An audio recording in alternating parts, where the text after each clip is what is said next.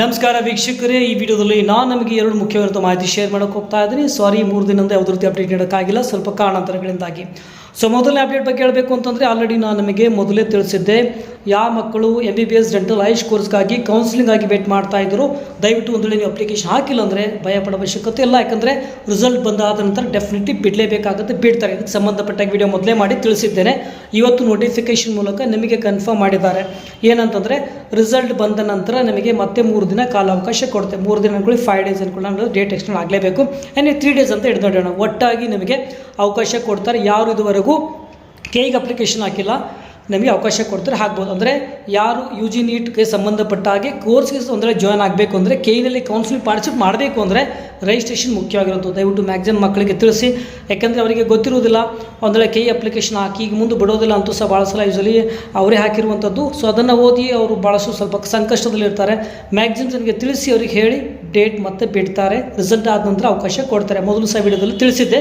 ಈಗ ನಿಮಗೆ ಆ ಒಂದು ನೋಟಿಫಿಕೇಶನ್ ಮೂಲಕ ನಿಮಗೆ KE ತಿಳಿಸಲಾಗಿದೆ. ಓಕೆ, ಇದು ಮೊದಲನೇ ಅಪ್ಡೇಟ್ ಆಗಿತ್ತು. ಎರಡನೇ ಮಾಹಿತಿ ಏನಪ್ಪ ಅಂತಂದರೆ, ಸೊ ಭಾಳ ಜನ ಕೇಳ್ತಾಯಿದ್ರು, ಸರ್ ಸರ್ಕಾರಿ ಅಂದರೆ ಈ ಒಂದು ಗೌರ್ಮೆಂಟ್ ಕಾಲೇಜಲ್ಲೂ ಸಹ NRI ಕೋಟಾ ಬಗ್ಗೆ ಪ್ಲ್ಯಾನ್ ನಡೆಸ್ತಾ ಇದೆ ಸರ್ಕಾರ. ಇದು ನಿಜನೇ, ಇದು ನಿಜವಾಗಿದೆ.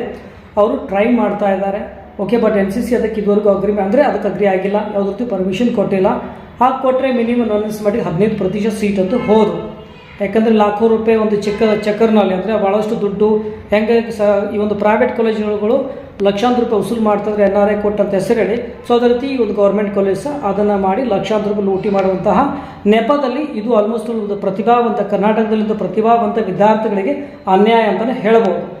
ಅವರೇನೋ ಈ ದೊಡ್ಡ ವಸೂಲಿ ಮಾಡಿ ಹಂಗೆ ಖಾಸಗಿ ಕಾಲೇಜಲ್ಲಿ ಮಾಡ್ತಾರೆ ನೋಡಿ, ಅವರಿಗಂತೂ ಯಾವುದೇ ರೀತಿ ಸಹಕಾರ ಇರೋದಿಲ್ಲ. ಮಕ್ಕಳ ಮೇಲೆ ದುಡ್ಡು ತೊಗೊಂಡು ಏನೋ ಅಭಿವೃದ್ಧಿ ಕಾರ್ಯಕ್ರಮ ಮಾಡ್ಕೋಬೋದು. ನಮ್ಮ ಹತ್ರ ಅಂತೂ ಭಾಳಷ್ಟು ಆಲ್ರೆಡಿ ಸರ್ಕಾರ ಹತ್ರ ಇದೆ. ಬಟ್ ಮಕ್ಕಳಲ್ಲೇ ಮತ್ತೆ ಲಾಖೋ ರೂಪಾಯಿ ವಸೂಲಿ ಮಾಡಿ ಆ ಒಂದು ಪ್ರತಿಭಾ ವಿದ್ಯಾರ್ಥಿಗಳು ಅನ್ಯಾಯ ಅನ್ಕೋತೀನಿ. ಯಾಕಂದರೆ 15% NRI ಕೋಟ ಹೋದರೆ ಮೊದಲು 15% ಆಲ್ ಇಂಡಿಯಾ ಕೋಟಕ್ಕೆ ಹೋಗುತ್ತೆ. ಟೋಟಲ್ 30% ಸೀಟ್ಗಳು ನಮಗೆ ಸಿಗೋದಿಲ್ಲ ಅಂತಂದರೆ ಆಟೋಮೆಟಿಕ್ಲಿ ಕಟ್ ಆಫ್ ಹೈ ಆಗುತ್ತೆ. ಇದೊಂದು ಅನ್ಯಾಯ ಅಂತಲೇ ಹೇಳ್ಬೋದು. ಇದು ಇಂಪ್ಲಿಮೆಂಟ್ ಆಗೋದಿಲ್ಲ ಅಂತ ನನ್ನ ಅನಿಸಿ, ಮತ್ತು ಹೇಳೋದಕ್ಕೆ ಬರೋದಿಲ್ಲ, ಸರ್ಕಾರ ಇದೆ, ಸೊ ಅವ್ರಿಗೆ ಬಿಟ್ಟಿರುವಂಥದ್ದು. ಓಕೆ, ಸೊ ಐ ಥಿಂಕ್ ಆಗೋದಿಲ್ಲ ಅನ್ಕೋತೀನಿ. ನಿಮ್ಮ ಅನಿಸಿಕೆಯೂ ಸಹ ಕಮೆಂಟ್ ಸೆಕ್ಷನ್ ಹಾಕಿ. ಸೊ ಇದೇ ರೀತಿ ನಿಮಗೆ ಅಪ್ಡೇಟ್ ನೀಡ್ತಾ ಇರ್ತೇನೆ. ಓಕೆ, ಚೆನ್ನಾಗಿ ಅನಿಸಿದ್ರೆ ದಯವಿಟ್ಟು ಸಬ್ಸ್ಕ್ರೈಬ್ ಮಾಡಿ, ಬೆಲ್ ಬಟನ್ ಪ್ರೆಸ್ ಮಾಡಿ.